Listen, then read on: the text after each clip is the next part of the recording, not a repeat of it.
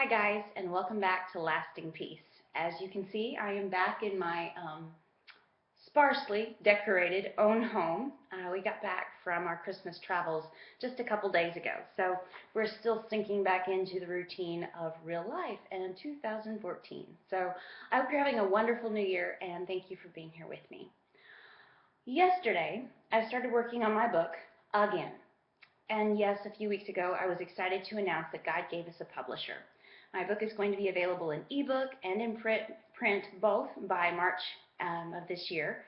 And suddenly, someone besides me has validated my work, has said that my story has purpose and meaning and may be helpful to someone else. And that felt so good for such a little while. And now I'm freaking out again.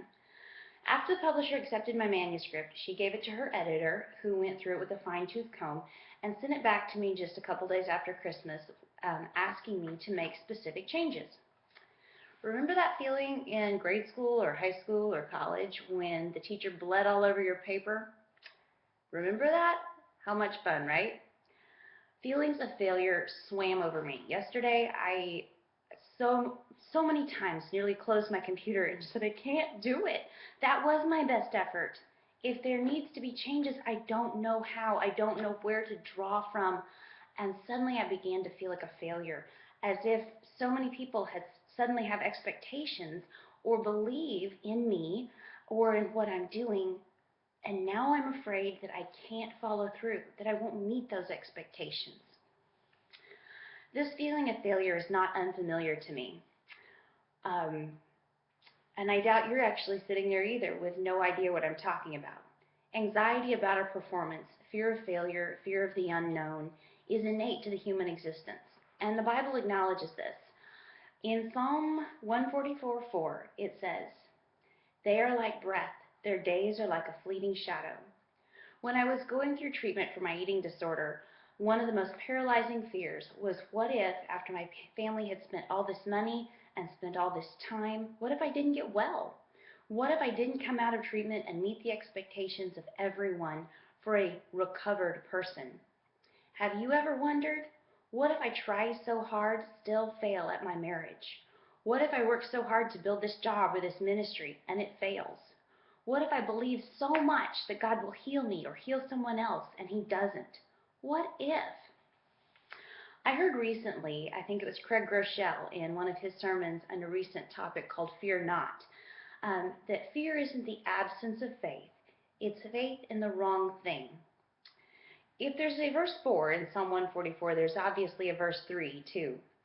And that's the best news. Here it is. Lord, what are human beings that you care for them?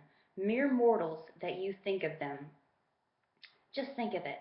God thinks of you. God thinks of me.